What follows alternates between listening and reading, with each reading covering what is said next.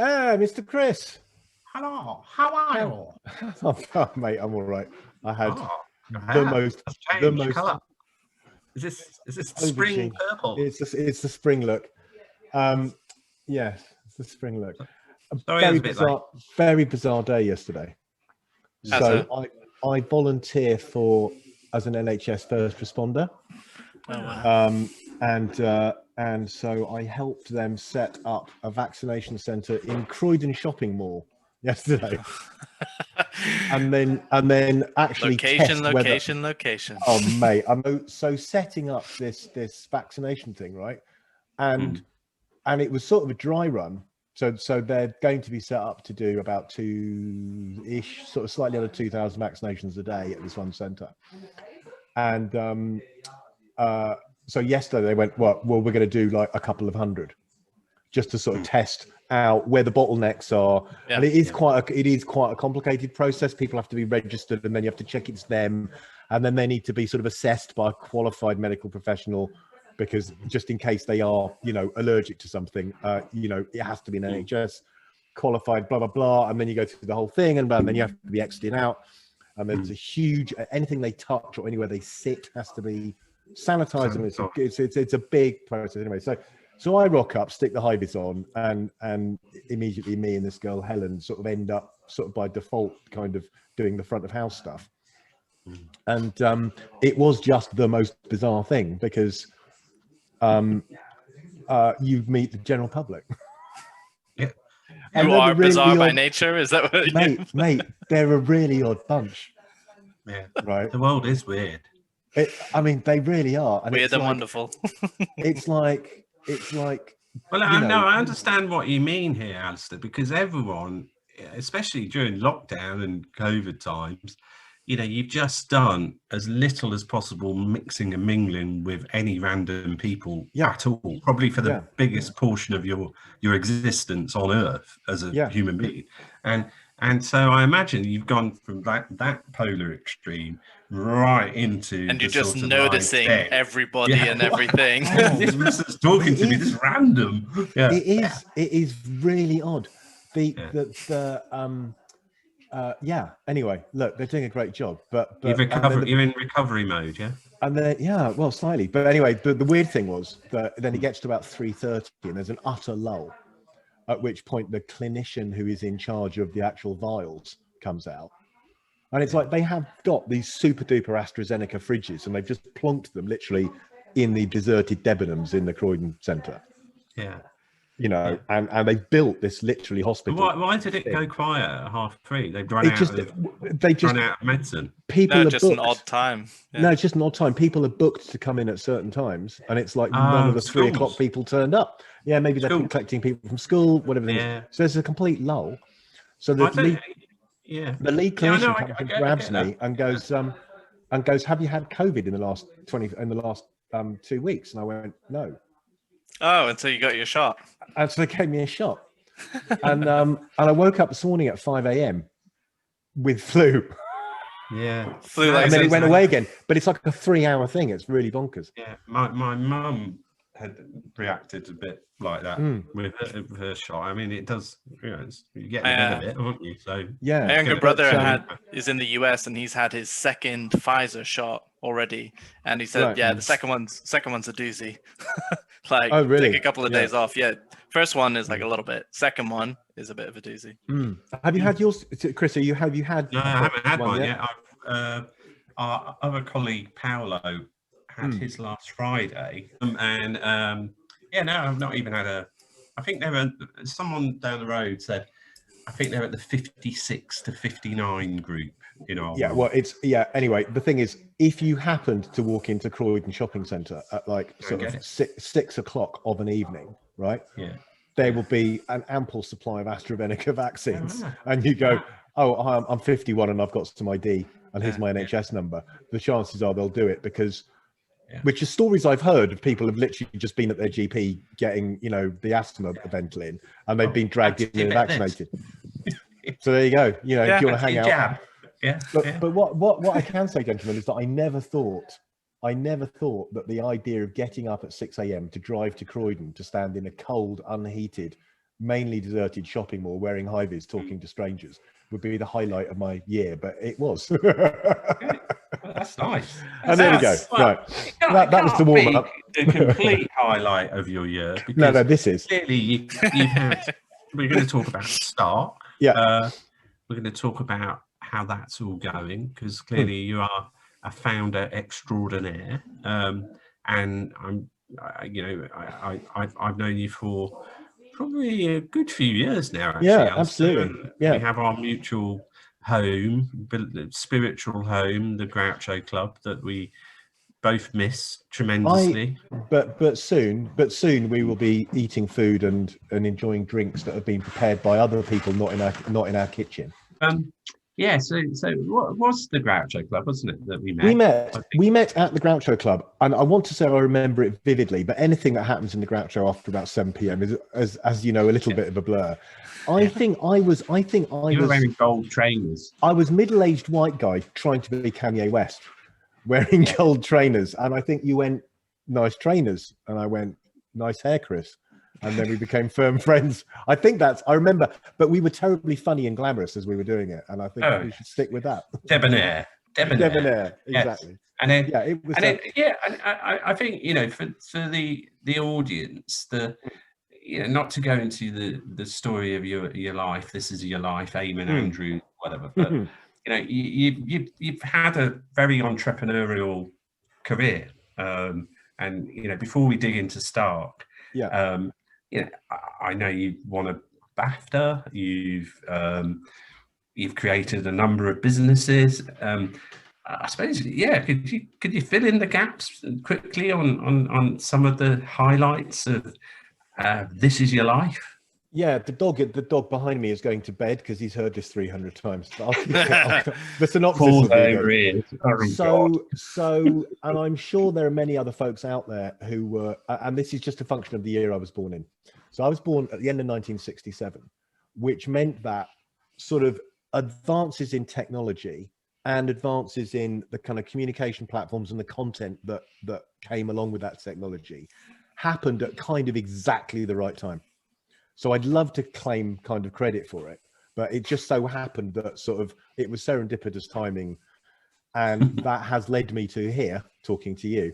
So, and I illustrate that sort of by example. So I can remember getting a personal computer. It was the Commodore PET, which was available just before Apple II came out in the UK. And I think I got that when I was about 10. And I can remember spending a summer teaching myself how to code, and then going into school and teaching the maths class how to code. Wow. Because it's not like anyone knew, and then looking at going to uni, I was sort of destined to do architecture at Cambridge and got a very good offer, and then sort of got into filmmaking. I've randomly won BBC Young Filmmaker of the Year. And so that sort of set me up to maybe go and work in film, which at the time the bottom had fallen out of the British film industry, and the parents were terribly upset that their Oxbridge-bound child who was going to do an architecture degree might end up kind of working as first assistant director on EastEnders or something. But so I was looking around for kind of like, how do I make films and make money? And advertising sort of reared its head, which is where a lot of kind of not quite made it filmmakers have wind up. And around that time, the Mac had happened, and people were starting to create stuff on their desktops as opposed to going to a facilities house. And again, this was like the first generation stuff. So no one really, you couldn't like go and learn by being an apprentice because your role didn't exist.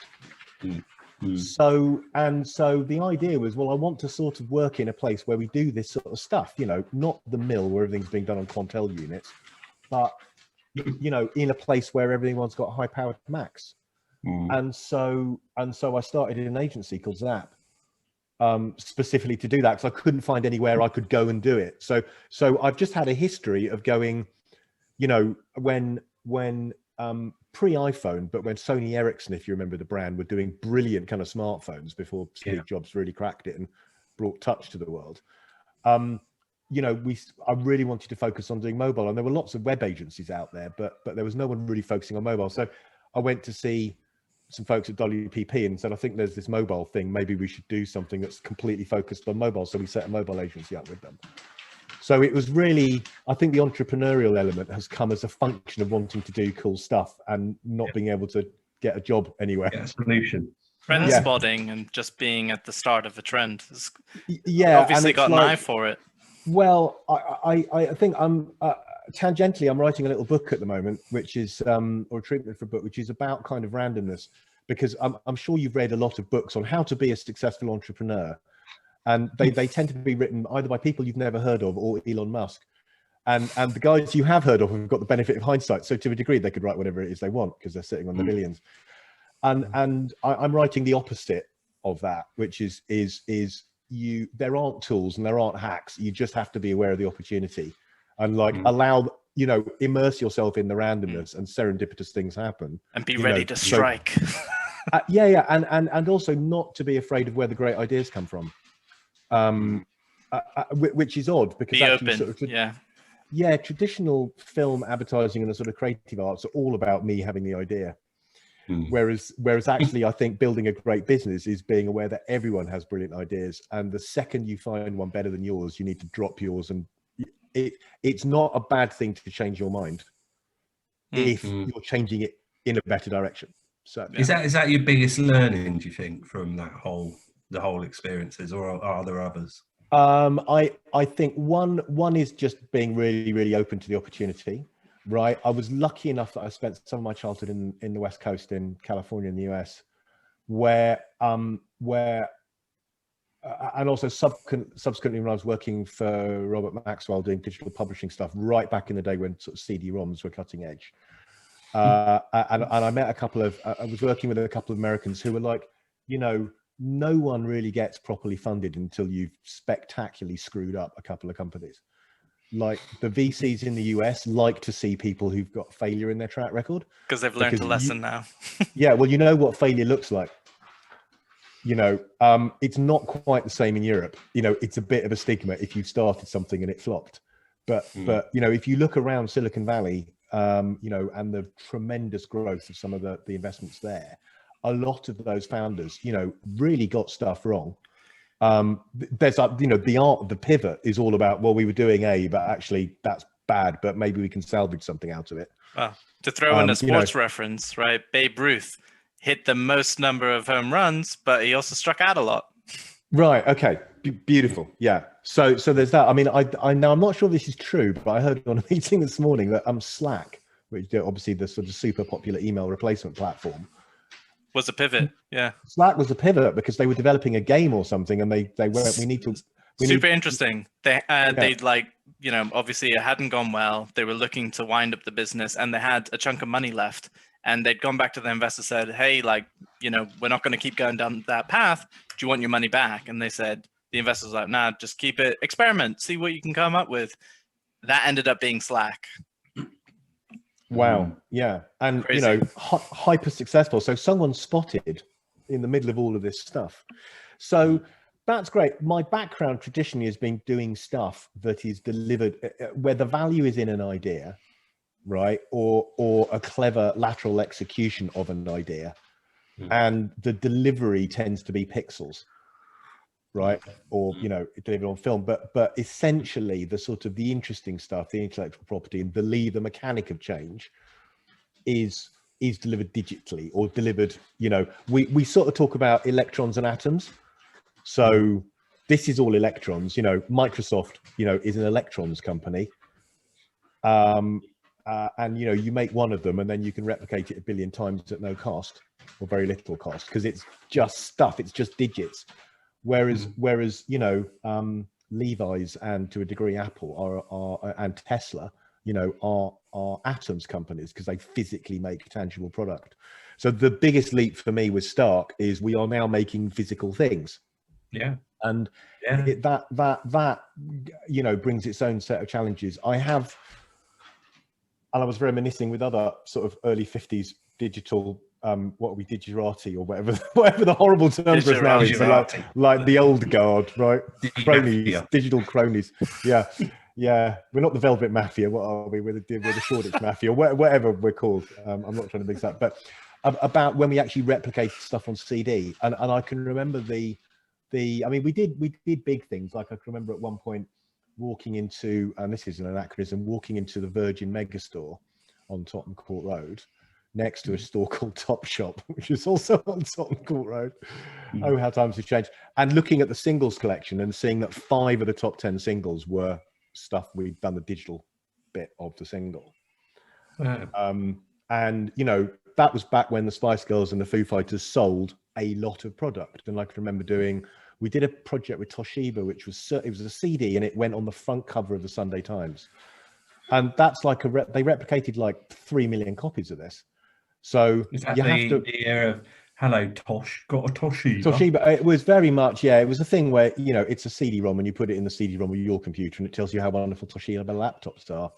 And it was an excuse to go into Peter Gabriel, which was great. But the thing is, you press the go button, and then a company in, you know, Monmouth called Nimbus actually they stamp 3 million of these things.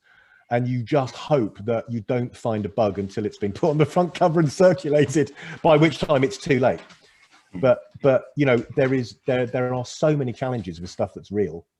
Not only kind of getting it right before you replicate it, but then shipping and transit and stocking, and the idea that, you know, when it's digital, it's almost build to order. Yeah. So you know, when we look at Staark itself, Alasdair, the sort of light bulb moment, when I want to build this company, what predicated that, and when did that happen? Yeah, the lamp. Well, it was a really strong lamp, actually, and all credit due to my business partner and co-founder Steve Clark for this.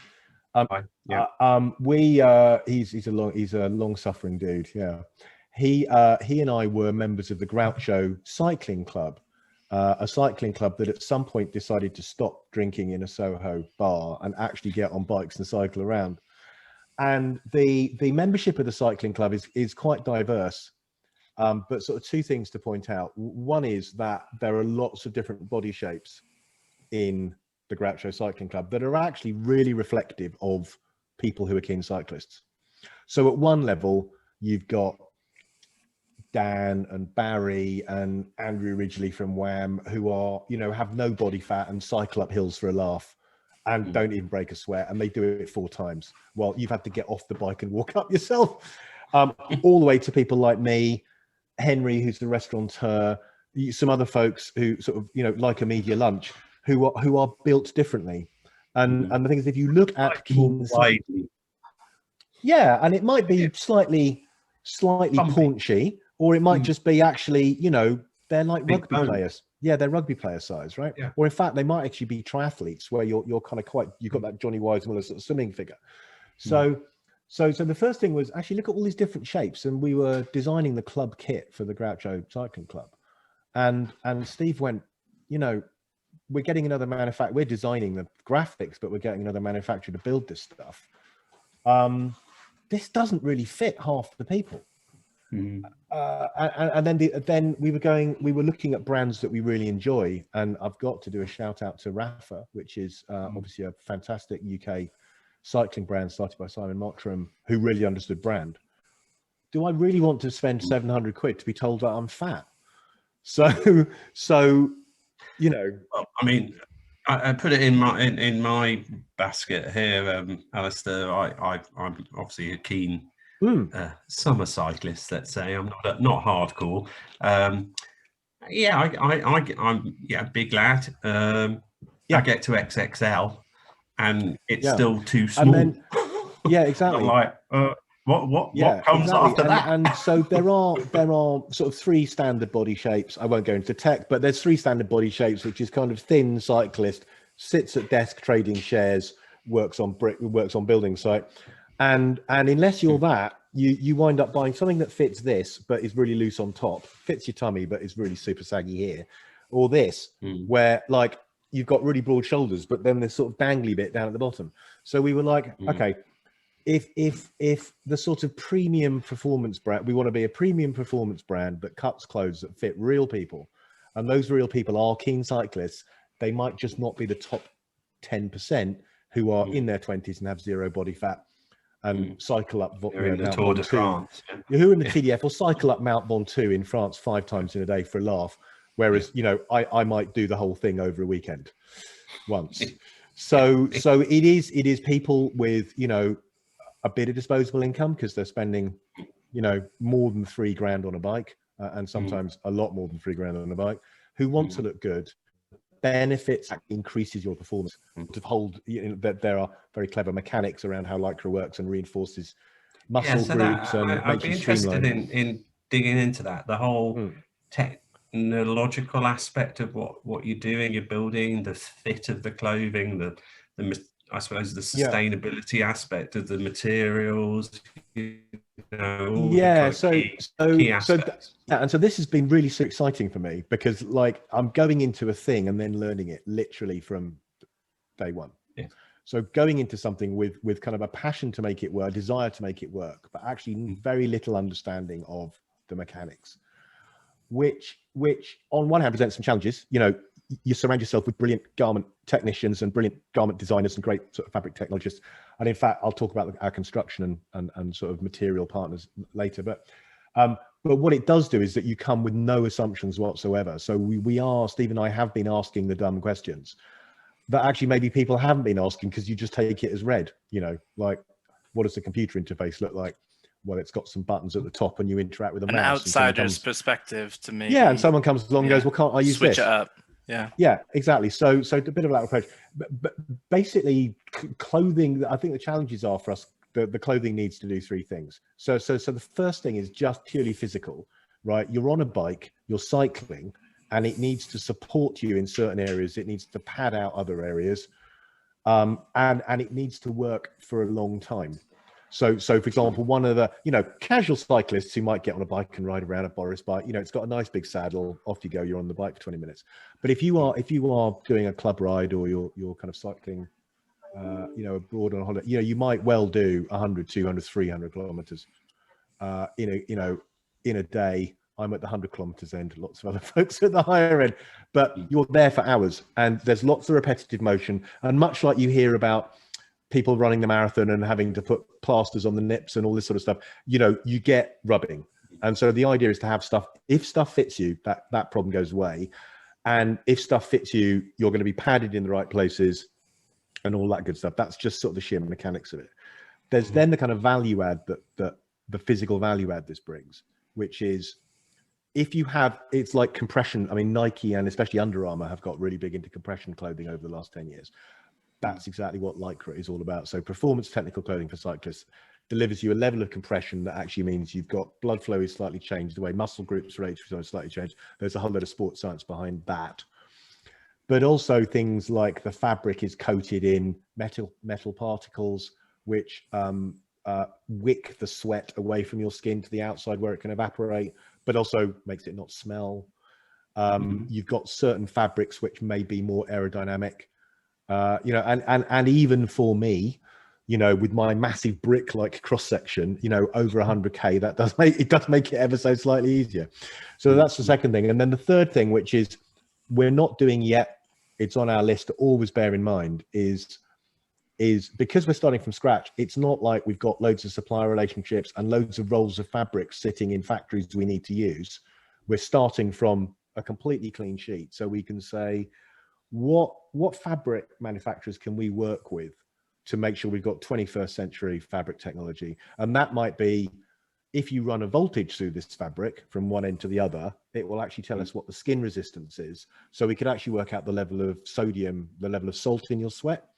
So we can actually then link that little thing to your Apple Watch. So there's another metric for you. Or it could be, actually all of this clothing is completely sustainable. So it's 100% recycled.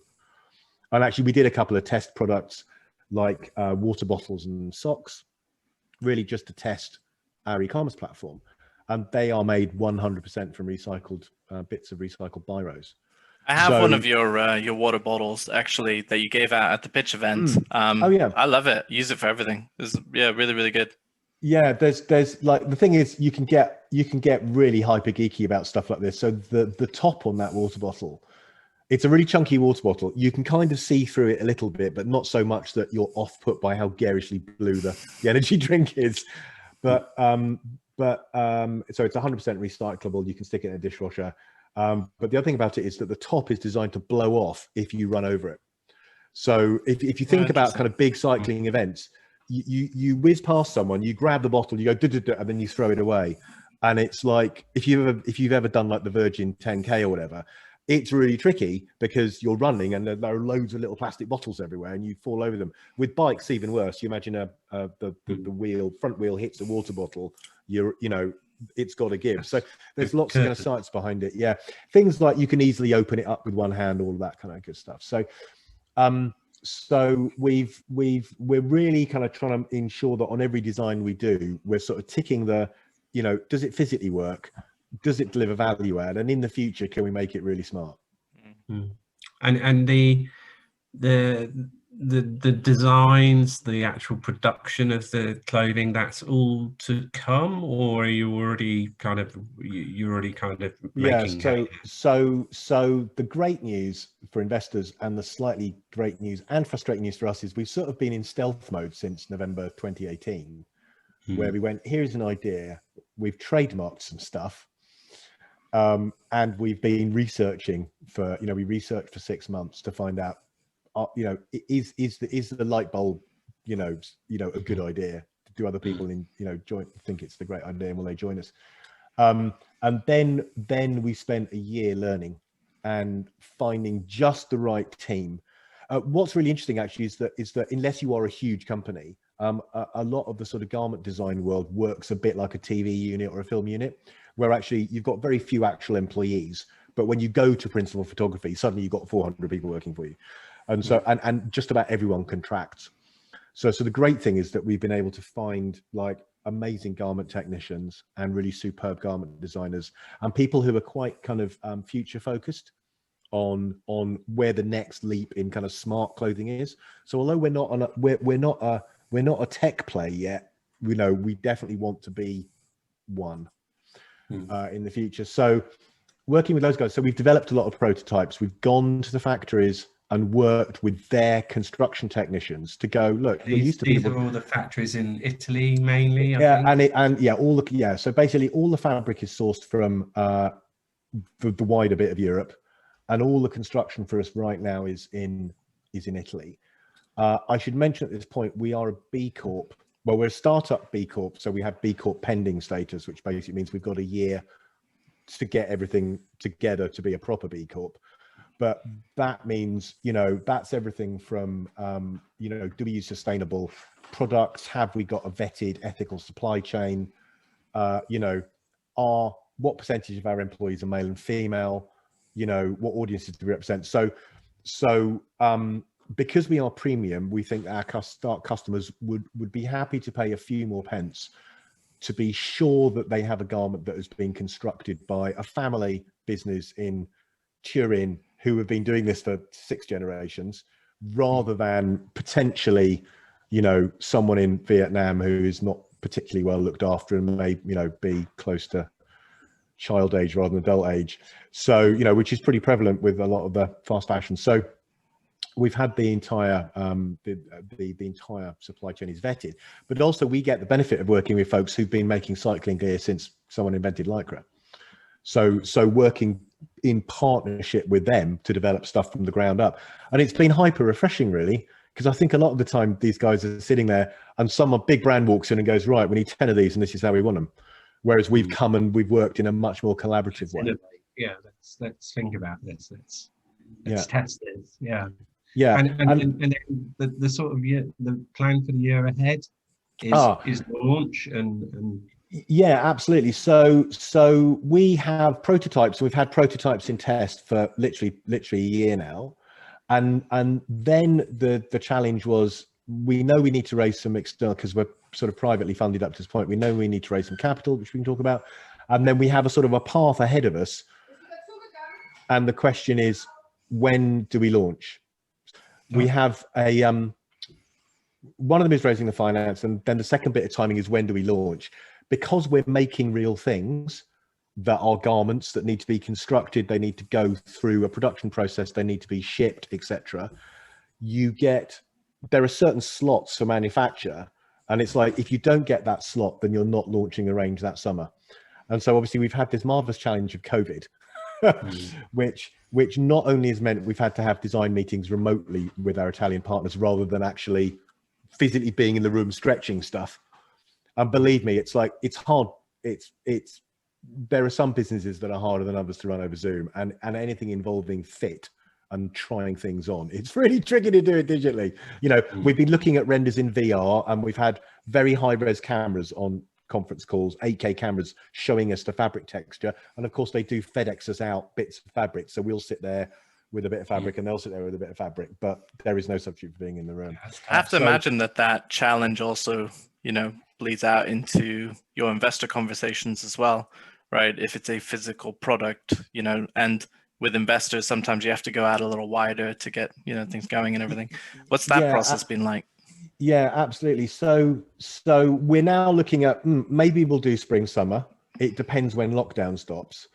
But actually, if our early sort of core early adopter audience are cycle clubs and people who are keen cyclists, you know, and we're selling a premium product, in their mind, it's a question of, well, if I can't go out really until July at the earliest, am I going to buy a whole load of 2021 new season stuff to use for a couple of months, or shall I just make do with what I've got and look forward to autumn, winter, and then next summer?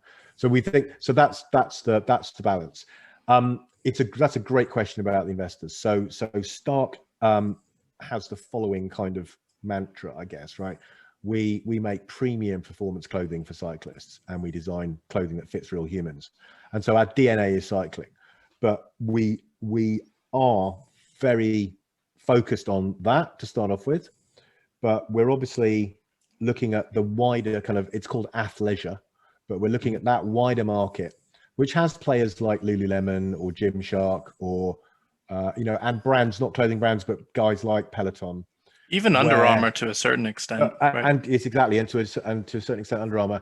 That market is worth about $517 billion by 2025, according to McKinsey. And much like loads of people that wear Okies or wear Rip Curl, you know, don't surf, but it's sort of got, or North Face don't rock climb, but it's kind of got that DNA. We would like that sort of diffusion start range to be more affordable and have some cycling DNA in it, but potentially just warm when you go shopping. So what you're saying there, Alasdair, to, you know, when I was a young lad in my early teens, you know, there was a massive trend towards if it was football casual wear. So you had to have a Lacoste t-shirt, your Sergio Tacchini jacket, your hair with curls at the back, and I can see you. Did I play tennis? Of course I didn't. Of course you didn't. tennis sportwear, you know, but it was cool, and it was mass market, and it was huge. And that's exactly what happened with cycling wear, because I kind of, you know, I obviously, you know, I live near Richmond.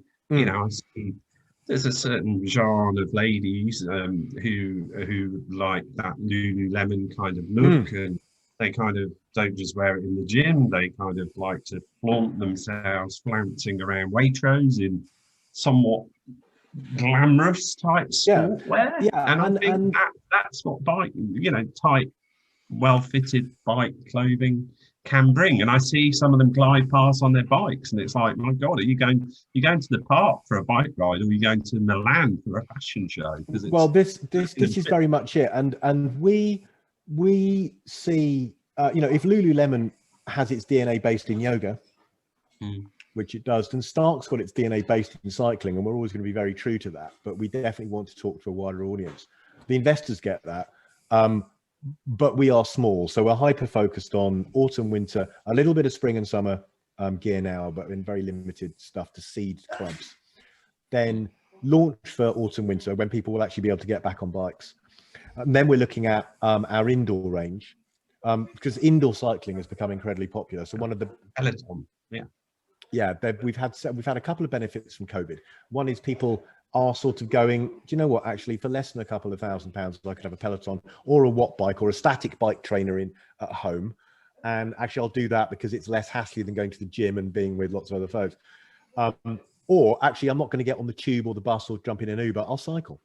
So you have fair weather cyclists. So a lot more people are getting onto bikes, and companies like Halfords have been posting crazy kind of upticks in turnover relating to cycling. I mean, one of the reports I'm I'm sort of constructing at the moment is on the verticals and the areas that have obviously seen growth in COVID, and whether they will continue to see that growth and evolve into, you know, more, I suppose, the next level of growth. Do you see that with what you've just explained with the cycle?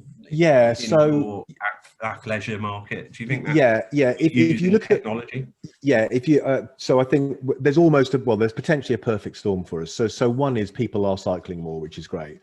Secondly, people are potentially going into work less, or there's a bit of that live work balance is changing slightly, and I think many industries are saying, rather than coming in 5 days a week, why don't you come in 2 and, you know, do the meetings you need to do, you know, face to face, which is great, but when you want to get on with it, work from home, it's fantastic. And so a lot of people are wearing what we call sort of lounge wear, or athleisure gear, because it's super comfortable and it looks kind of quite, you know, cool. Plus the world is increasingly green. So you imagine this thing where if you turn up to a meeting and you put a bike helmet on the table, you quite obviously cycled. That's thumbs up. That's really great. So Staark's focused really on 3 areas. One is we are going to clothe keen cyclists of all shapes and sizes really well, including the top 10% who look super thin and have no body fat. We are going to address that kind of wider athleisure market with a diffusion range. And then we're looking at both indoor, which is when you're inside on a Peloton, there's no wind because you're indoors. So you can set a fan up, but also you actually want to wear stuff that feels good. So it gives you all that kind of cycling vibe, but it's like super light and super breathable. So we're working on that. Or if you're in the gym doing a spin class, you know, you want somewhere to be able to put your card and your phone and stuff like that. So it's, you know, so really designed for that. And then we're investigating what we call the commuter range. Because actually we think there's an opportunity where people will cycle 2 meetings and they might want to sit in a lot of new buildings, all the office groups and all the WeWorks, for example, you know, have bike parks because that's good and sustainable, and you have little shower areas and that stuff. But actually, if you just want to rock up for a meeting and have an half an hour chat with the client, you actually don't want to bother about getting changed. So can we make stuff that keeps you safe on the road so you are visible and protected, so you're padded on the bike, but also you're padded if you take a spill, that isn't quite as body hugging. So when you walk in there, you're not self-conscious about the fact that you don't stink of BO. And you don't stink of BO. So we're looking at, they'll have to do quite a bit of R&D into that piece. But you know, these are big markets for us.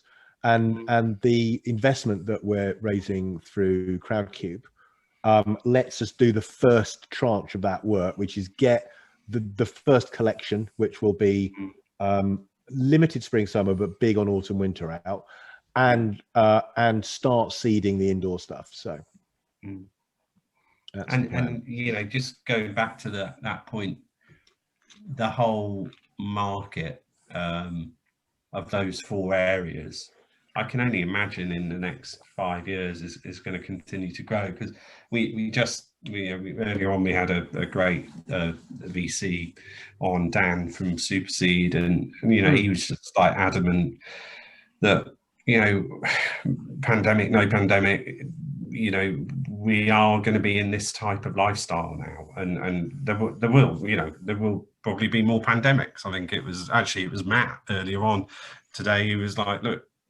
pandemics are the norm now, and you know, we haven't addressed the earth, and we've created a whole cycle through the way we live that's going to breed pandemics, and effectively, you know, what I'm trying to get to is I think that where you are, the sweet spot you're in, exercise, the way you commute, the way you dress, is all kind of, the winds are all moving in your favor because of the way the world is now.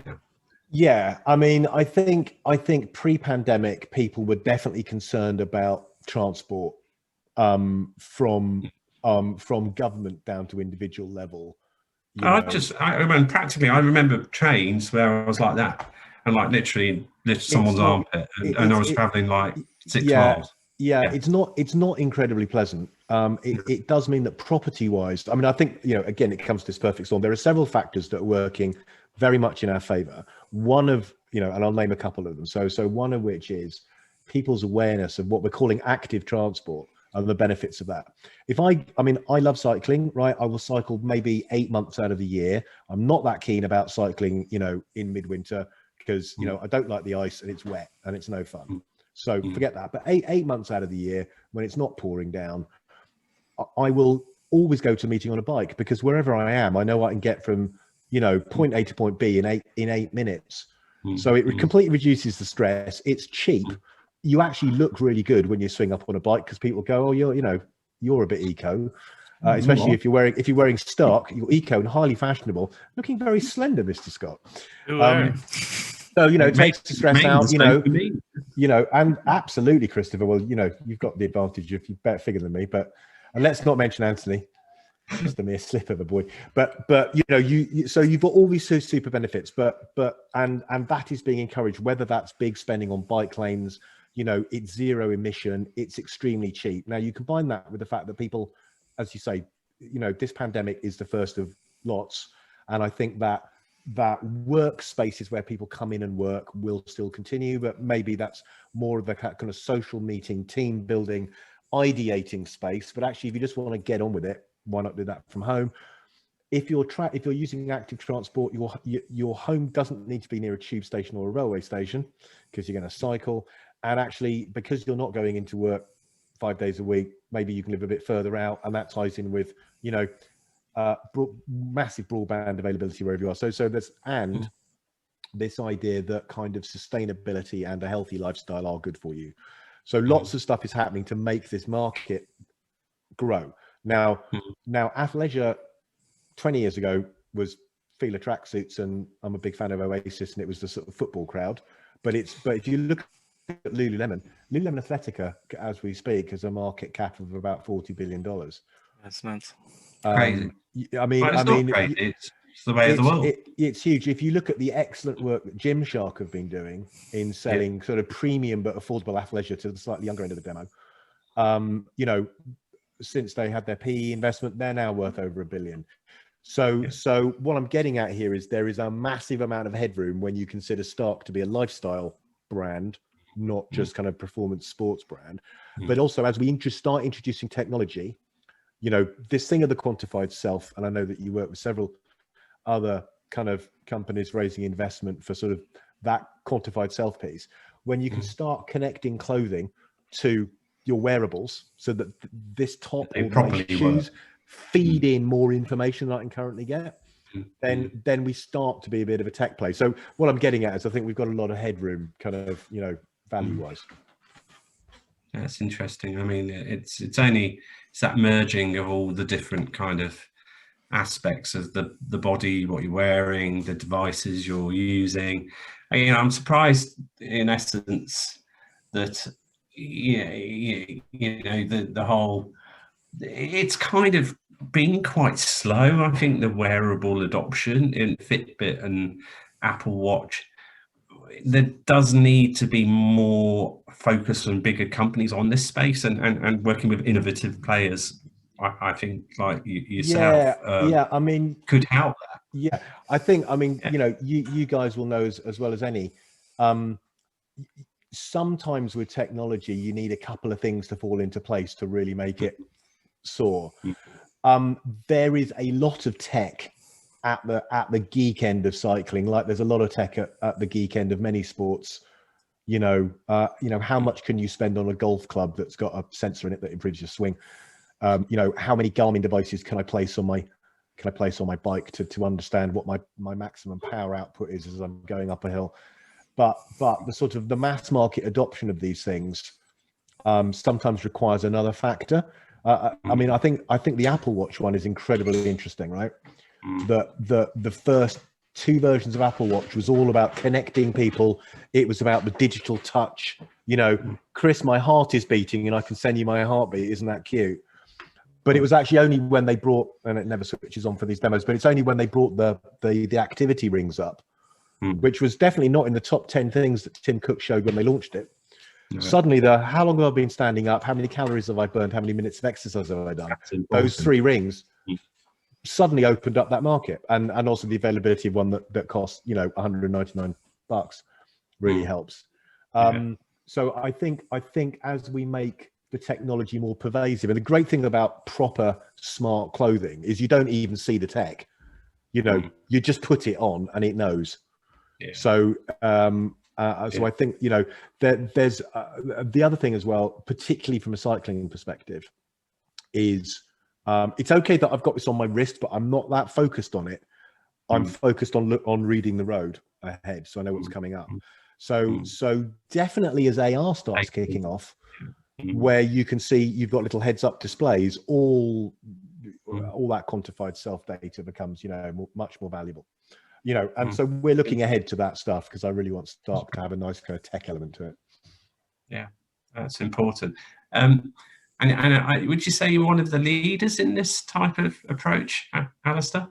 Yeah, definitely. We're absolutely one of the leaders in this type of approach. To be fair, garment technology sort of doesn't necessarily, sort of garment innovation doesn't really happen massively frequently.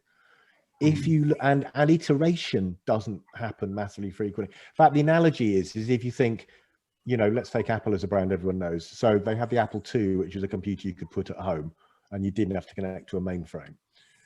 Then they have the Mac, which was, you know, had a graphical interface that people that couldn't type stuff into a command line worked.